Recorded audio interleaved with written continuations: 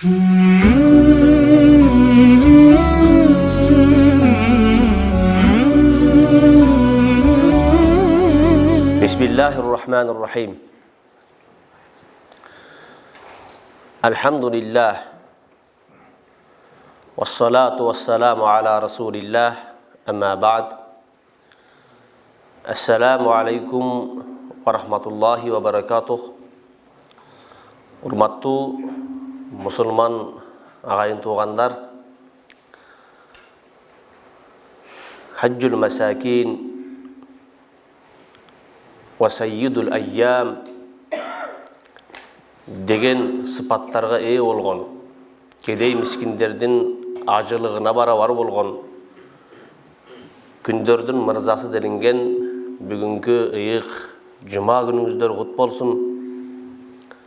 Allah Taala mına uşul ıyık kündün sebebinен barыбызга bilimdik, tınçtık bergen bolsun.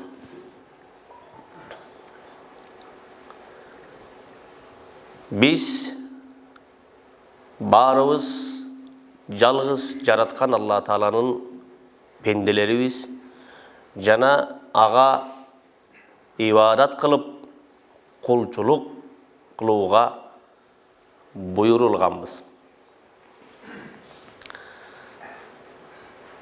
Allah Taala barыбыздын атабыз делинген адам атаны өз кудурети менен атасыз энесиз жаратып, анан бейишинин төрүнөн орун берип, жашатып коюп, бир шарт менен болгону ушул даракка жакындабагыла, мына ушудан жебегиле деген шарт менен жашатып койгон. А бирок шайтан алейхи лаънанын, Алланын каргышы болсун ага, васвасасынын себебинен ошо жакындаба деген, жебе деген даракка жакындап жеп койгондугунун себебинен бир катачылыкка жол койгонда бейиштен жерге түшүрүлгөн. Албетте бул эми тагдыр. Адам атабыздын тагдырында ушундай нерсе жазылгандыктан бул болуп өттү. Эми биз анын перзенттери жер бетинде жашап атабыз. Барыбыз күнөөдөн алыс эмеспиз. Кээ бир учурларда каалап, же каалабай, же билип, же билбей бир ката кемчиликке, күнөөгө жол коюп келебиз. Шариятта, биздин тутунган исламда күнөөлөр экиге бөлүнөт. Чоң күнөөлөр жана кичине күнөөлөр болуп. Бүгүнкү сиздер менен сүйлөшө турган темабыз мына ушул чоң күнөөлөргө байланыштуу экен. Чоң күнөөлөрдүн кичинесинен айырмасы, пенде ага тобо кылмайынча ал кечирилбейт деп айтылат. Ал эми кичине күнөөлөр болсо, жараткан Алла Таала каалаган пендесинен кааласа кайсы бир амалдарынын себебинен кечип иет. Мисалы, Абу Хурайра радиаллаху анхудан риваят кылынган хадисте пайгамбарыбыз саллаллаху алейхи ва саллям айтат: "Ас-салаватул хамсу вал жум'ату илал жум'ати каффаратун лима байнахунна ма лам тугшил кабаира", раваху Муслим. 5 убак намаз жумага чейинки жума пенделердин жасаган кичине күнөөлөрүнө каффарат болот, чоңдоруна эмес dedi. Демек, кичине күнөөлөрүбүз кайсы бир Кудайга жаккан амалдардын себебинен, ыхласыбыздын берекетинен кечирилип кетүүсү мүмкүн экен. А бирок чоң күнөөлөр мындай эмес. Пайгамбарыбыз дагы эле ошол Абу Хурайра риваят кылган хадисте айтылат. Бул хадисти имам Бухари жана имам Муслим өзүнүн сахихинде келтирет. Анна Расулуллах саллаллаху алейхи ва саллям кал: "Ижтанибус саб'ал мубиqat". Пайгамбар алейхиссалам айтты: "Силерди кыйроого учурата турган, силерди жок кыла турган 7 күнөөдөн, 7 нерседен сактангыла" dedi. Qalu ya Rasulullah ve ma hunna. Sahabalar sorashты, ey Allah'ın elçisi, alar kaysylar? Oşol saqtanışыбыз öte zarыл bolgon. Siz aytıp atkan 7 nerse kayсы nerseler? Qal eş-şirku billah. Allah'a şirk keltirүү. Was-sihru, sıyqır qılуу. Wa qatlun nafsillati harramallahu illa bil haqq. Kuday Taala aram kılgan, Kuday Taala tıyuu salgan candı kıyuu, öldürүү. Wa aklur riba, jana sütkorduk. Wa aklu malil yatim, yetimdin malın jeş. Wa tavalli yawmaz zahf, mekendi korgoo üçün bolup atkan soğuştan kaçıp ketүү dedi. Oşondoy ele wa qazful muhsanatil mu'minatil gafila, taza bolgon, Allah'a iman keltirgen, aruu bolgon ayaldardı buzuklukta күнөөлүү. Sen buzukusun, senin ayağın suyuk degen bir doğumatты koyuu. Mına uşul ata talgan 7 nerseler çoğ күнөөлөрдөн деп aytылат. Kırgızstan musulmanlar din başkarmalığı tarafından bütün өлkөбүз boyunca cuma okulçu meçitlerde atayın temalarının grafiki planı tüzülüp, cıldık grafiki tüzülüp, Al Hazreti Mufti tarafından bekitilip, bütün өлkөбүз boyunca kaysil meçitke barbanız, bir günde bardık jerde bir temada bayan mesele olur. Bugünkü tema özünün canın özü kıyuu jana mana ушундай çoğ күнөөлөр жөнүндө экен. Janagı 7 күнөөнү, 7 çoğ күнөөнү айтып кеткенибизде Kuday Taala kıyuusun aram kılgan janды kıyuu деп айтып кеттик. Mında biz düşünüşübüz mümkün, biröөнү birөө öldürүү деп. Тура. Biröөнү birөө öldürүү kançalık aram bolgondo ele adamdın özün özü öldürүү da oşonçoluk aram. Can, ruh bular bir insanga Allah Taala tarafından berilgen amanat. Al amanatты, oşol amanattın eşi delengen jaratkan Allah Taala kaçan özü kalaganda almayınca anı başka biröөнүн alууga ukugu jok. Meyli eğer oşol nerse özüңüzdükü bolsa dele, özüңüzdün canыңыз bolsa dele, al sizge Kuday Taala tarafından amanat kılıp berilgen. Andıktan ağa kıyanat kılуунун bizge hiç kanday ukugu berilgen emes. Özün canın kıyuunu bugünkü zamanavi terminde suitsit dep aytылып атат. Bul statistikalarga karaganda bir yılda 4 milyon adam, uşunun tögörögündeki adam özünün canın özü kıyatken ağlam boyunca. 4 milyon adam.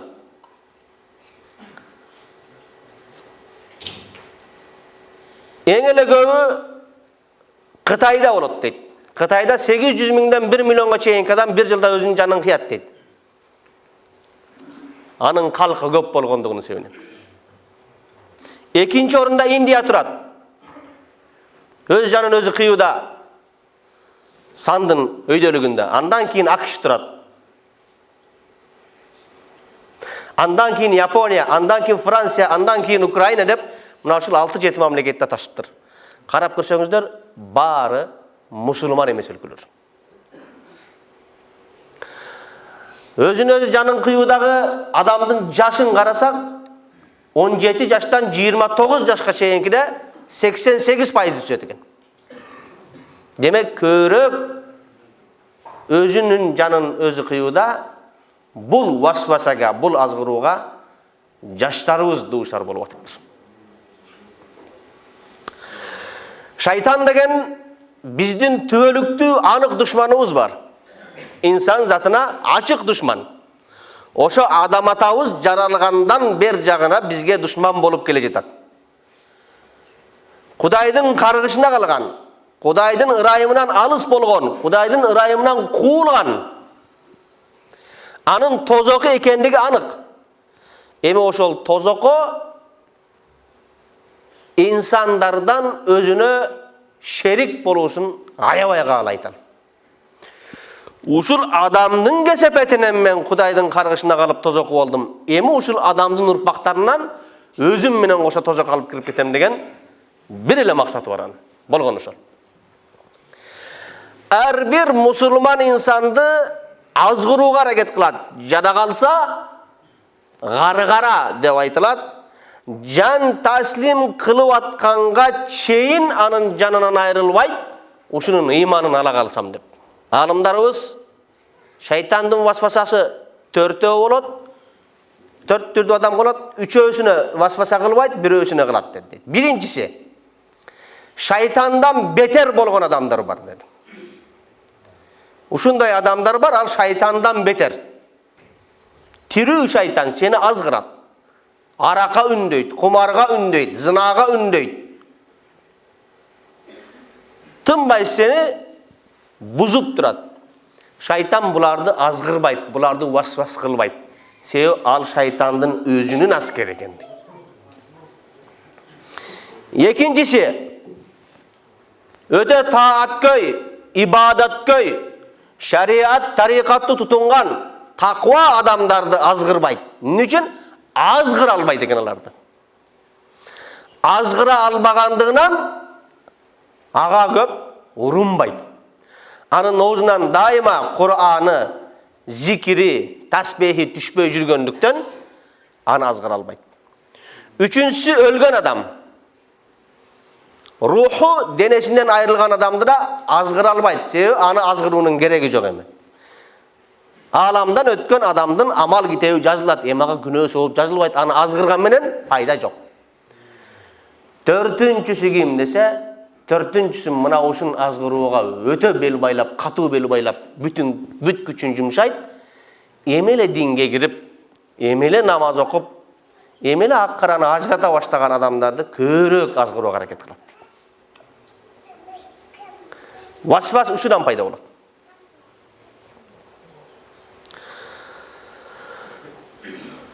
Пайгамбарыбыз саллаллаху алейхи ва саллям айткан: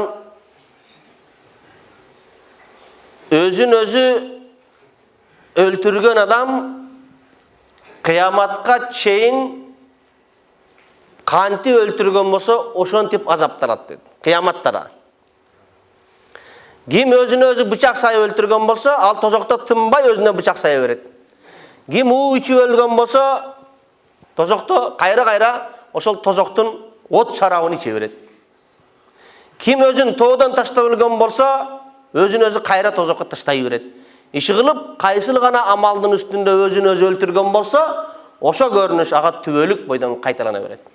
Ал адам ойлойт, шайтандын азгырына кирип, жашоодон тоет. Кандайдыр бир дүйнөлүк көйгөйлөрдүн себебинен жаным эле кыйсам кутулам деген пикирге келип калат. Ушу өлүмсөм эле болду, ушунча көйгөйдүн баары артта калат, мен кутуламын, жыргаймын дейт. А бирок андай эмес. Ал кайра бетер кылды. Ал өлүп алганы менен ал көйгөй чечилип калбайт. Мисалы, карызга батып калган болушу мүмкүн көйгөй. Кредитти өтө көп алган, проценти ашып миллиондорго барып калды, билет төлөй албайт, тынбай телефон чалат, тынбай бирөөлөрдү жиберет, уйкусу качат, жашоодон тоет да, өзүн өзү өлтүрүп алат, мен ушу көйгөйдөн кутулдум дейт. Андай эмес. Кайра ошо көйгөй күчөйт, артында калган үй бүлөсү, бала чакасы, тууган уругунун баарын кыйнап кетет. А тияка барса ал жыргап калбайт. Өзүн өзү өлтүргөн менен тияка барса эле Кудай таала куп кылдың, жакшы кылдың. Сага эми жакшы болду деп аны бир жакшы маанай менен же бирдеке менен күтүп алышпайт аны аякта. Кайра бетер болот аны. Бул шайтанга жеңилүү. Шайтандын эң чоң жеңиши адамды өзүн өзү өлтүрүүгө үндөв. Анан ошого жетишүү. Bir adamdı şeytan şirkке ündeşi mümkün. Şirk keltir deşi mümkün. Biröөнü öldür deşi mümkün. Zina kıl deşi mümkün. Uğurluk kıl deşi mümkün. Mına uşul azgırıklarının içinen en ele güçlüsü uşul özün özü öldürүүгө болгон güçlü. Emnege dese karap görübeyizби? Adam şirk keltirse dele şeytandın azgırına kirdi, şirk keltirdi. Birok dagı ele anda tövbe kılуу mümkünçülügü var. Kuday Taala tövbe eşigini açıp koygon. Biröөнü öldürse dele kayra tövbe kılууга mümkünçülügü var. Emi özün özü öldürgönde aga tövbe kılуу mümkünçülügü jok, ölüp atpayбы? Gördüңүzбү? Kalgan çoğun günahlarını jasagan bolsa pende. Allah Taala aga ölgөнгө çeyin tövbenin eşigini jappayt. Tövbe kıl pende, men geçiremin deyt. Ha birok özün özü öldürgönde tövbe kılууга mümkünçülügü jok. Geçire albayt. Bu şeytandın en çoğun jеңişi uşul. Adamdı şirkке salgandan göre, adamdı zinaga salgandan göre, başka kantauga fitna buzukluk kanday gana günöөнүн türü olmasın, kayşınısına azgırıp salsa dele, en ele çoğun jеңişi adamdı özünün canın özünün kıyууга jetkirgendik, şeytandın en çoğun jеңişi uşul. Özün özü öldürүү türdüçe olat. Birөө asını ölet. Birөө uучу ölet. Birөө özün özü atıp alat. Birөө bıçak sayat, birөө jardan kılayt, birөө suuga taştayt. Emi koyçu türü köp. Birok uşulardın bardığı taqdir. Taqdirinde oşo жазылган. Şariatımızda dagı bir söz var. Özün özü öldürgen adamga janazada okulbayt деген sebep var. Janaza okulbay kalуу bul öte çoğun baktısızlık bul. Öte çoğun baktısızlık. Ölüp kalgan adam janaza namaz okulbay gömülüp ketse bul en baktısızlıktın, en şorduğuluktun biri.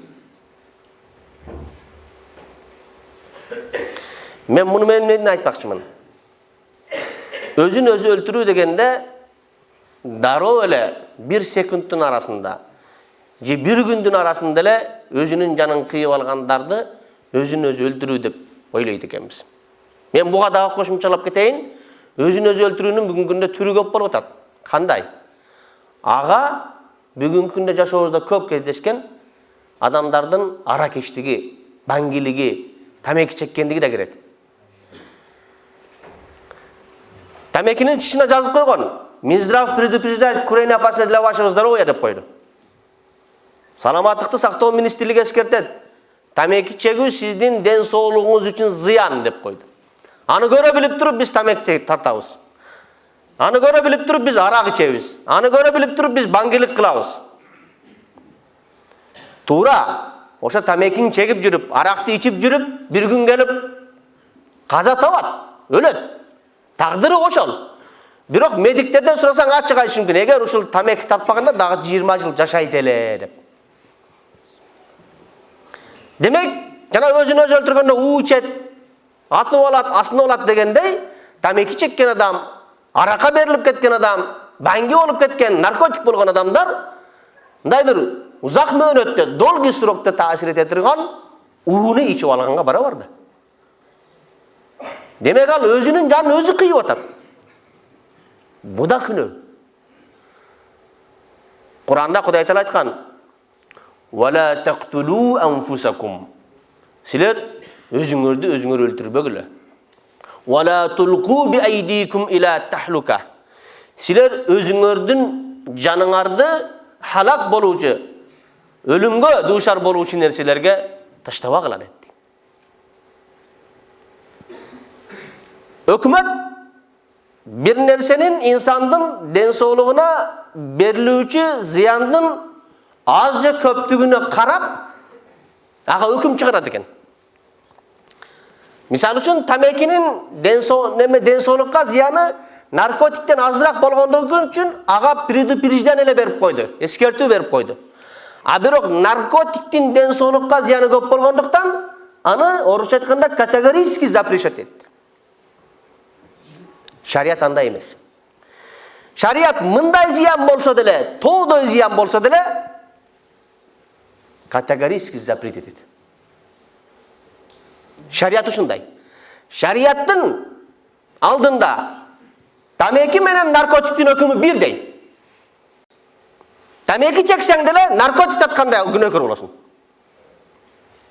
Bir тамчы арақ içсең деле, bir тонна арақ içсең деле баары бирдей күнөөкөр болосуң. Анын зыяндын аз көбүнө карап отурбайт шарият. Зыянбы? Болду, аны тыят да арам деген өкүм берет. Демек туугандар, кимде мындай жаман адаттар болсо таштайлык. Жана айтат го, эң биринчи сен өзүңдү өзүң оңо. Сен өзүңдү өзүң оңдо, өзүңдүн нафсиңди өзүң тазалаймын деп максат кыл, бирөөнү оңдой албайсың деген. Бирок ошо сен өзүң оңолсоң, коомдун бир бөлүгү оңолот. Жана Исаак Разаков айткандай, сен ак болсоң, мен ак болсом, анан коом таза болот дегендей, ошентип барат. Сиз өзүңүздүн өмүрүңүзгө өзүңүз кыянат кылбасаңыз, сиз өзүңүздүн денеңизге өзүңүз кайдыгер болбосоңуз, мына ошондо биз өнүп өсөбүз. Мына ошондо биздин Кыргызстандын калкынын саны өсөт. 40-ында кыйрап, 40-ында кыйрап, анан көпчүлүгүбүз авария менен, көпчүлүгүбүз тамеки менен, көпчүлүгүбүз наркотик менен, жана башкалар менен өзүбүздүн саныбызды өзүбүз азайтып, бу дүйнөбүз тургай, аркы дүйнөбүздү күйдүрүп барып атабыз да. Кудай сактасын. Демек, бул өзүн өзү жанын кыюу бүгүнкү күндөгү бүткүл дүйнөдө глобалдашкан өтө бир чоң проблема болуп турат, чоң көйгөй болуп турат. Андыктан буга баарыбыз кайдыгер карабайлы. Биздин сөзүбүз кимге өтсө, уулубузга, неберебизге, жээнибизге, аяш уулубузга болобу, көчөдө баскан тааныштарыбызбы, өкүл балдарыбызбы, ким болбосун, айтууга, түшүндүрүүгө, бүгүнкү маселеде айтылган сөздөрдү жеткирүүгө баарыбыз милдеттүүбүз. Айта берели, жеткире берели. Биз мойнубуздагы милдетти аткарган болобуз. Ал сиздин айткан сөзүңүзгө амал кылабы, кылбайбы? Ал сиздин айткан сөзүңүз менен токтоп калабы, калбайбы? Бирок сиз жоопкерчиликтен кутуласыз. Намруд алейхи ла'на, Алланын лаънаты болсун, каргышы болсун, Намруд деген падыша болгон Ибрахим пайгамбардын тушунда. Ал өзүн Кудаймын дегенге чейин барган. Кудаймын деген, мага сыйын кыла деген. Анан Кудай ага бир эле чымынды жиберген. Ал чымын мурдунан кирип кетип эле, мээсин кирип жей берет экен, кыңылдай берет экен, анан калчылдатып башын тынбай анан жанындагы кызматкерлерине башыма ур дейт экен. Башына тынбай уруп турса, чымын токтоп калат экен. Анан урганды токтоса, кайра чымын кыймылдай баштайт экен. Ушинтип кызматкерлерин да, вазирлерин да баарын тойдурганда, бир акылдуу вазири бар экен, айткан экен. Эй, падышам, сен Кудайсың го. Кел башыңды балта менен бир чабалда чымынды алып өлтүрөл, кайра тирилип аласың деп ошентип кутулушкан дейт. Ушундай кылган экен Кудайды. Кудаймын дегендерди. Кыскасы ошол Намруд Ибрахим алейхиссаламды катапила менен күйүп жаткан оттун ортосуна атып, күйдүрүп, күл кылып жок кылам деген дагын ошо аткан. Кээ бир жан жаныбарлар, курт кумурскалар, канаттуулар болушунча отун алып келген. Бир чымчык бар экен дейт. Оозуна бир тамчы суу алып келип, ошол отко таштайт экен. Анан жана бир чөп чарды отунду тиштеп келип, оттун күчөйүүсүнө себеп болушунда таштап аткан карга ал чымчыкты шылдыңдап, кызык экенсин. Ушунча күчтүү жалындап күйүп аткан отту карасаң, ушу сенин оозуңдагы бир эле тамчы суу менен өчүп калмак беле дептир. Десе чымчык айттыр. Ал өчөбү, өчпөйбү, ал мени кызыктырбайт. Болгону эртең кыяматка барганда Кудай Таала менин досумду Ибрахимди бул Намруд отко атканда не кылдыңар, карап эле турдуңарбы деген суроо болгондо, ошого жооп бериш үчүн кылып атам деди. Менин колумдан келген салымым ушул. Менин колумдан келген ушул экен, бир тамчы сууну гана төгө аламын. Отту бир отол өчүрө албасам дагы. Бирок эртең кыяматта жоопкерчиликтен кутуламын. Ал от өчөбөй мени кызыктырбайт. Демек муну айтып атканымдын себеби баарыбыз жаштардан жоопкербиз. Жаштар күнөөдөн токтойбу ал тагдырында Кудайдан. Бирок сиз милдетиңизди аткарган болосуз. Siz жоопкерчиликтен кутулган болосуз. Куллукум раин дер пайгамбарыбыз. Куллукум раин. Силердин ар бириңер койчуман сыяктуусуңар деди. Ва куллукум мас'улун ан раиятихи. Ар бириңер ошол койчуман кайтарган коюнан жооптуу болгондой, силер да өзүңөрдүн карамагыңардагы адамдардан кыяматта жооп бересиң. Bir ишкананын жетекчиси болсоң, ошол ишканадагы адамдарга. Bir үй бүлөнүн жетекчиси болсоң, сен ошол үй бүлөңдөгү адамдарга. Демек, жок дегенде Кудайга шүгүр бу жерде отургандардын баары, жок дегенде 2ден же 3төн адамга жетекчибиз аялыбызга, кээ бирөөлөрдүн 1 баласы бардыр, кээ бирөөлөрдүн 10 баласы бар, кеминде 3 адамга деп атам. Болбосо 5-10 адамга кыяматта жооп беребиз туугандар. Балдарыбыздын, жаштарыбыздын келечегине кайдыгер карабайлы. Алардын дүйнө акыретин күйүп кетүүсүнө себепчи болуп калбайлы. Алла Таала бардыгыбызга туура түшүнүк берсин. Мына ушундай адашып, чоң күнөөлөрдү жасап алыштан өзү сактасын. Кичине күнөөлөрүбүздү билип-билбей кылган ката кемчиликтерибизди минтип жамаага келип аткандыгыбыздан, 5 убак намазыбыздан, дааратыбыздан, Кур'ан тилават тасбихтерибиздин себебинен Алла Таала аларды кечип, ошол амалдарыбызды каффарат кылган болсун. Ассаламу алейкум ва рахматуллахи ва баракатух.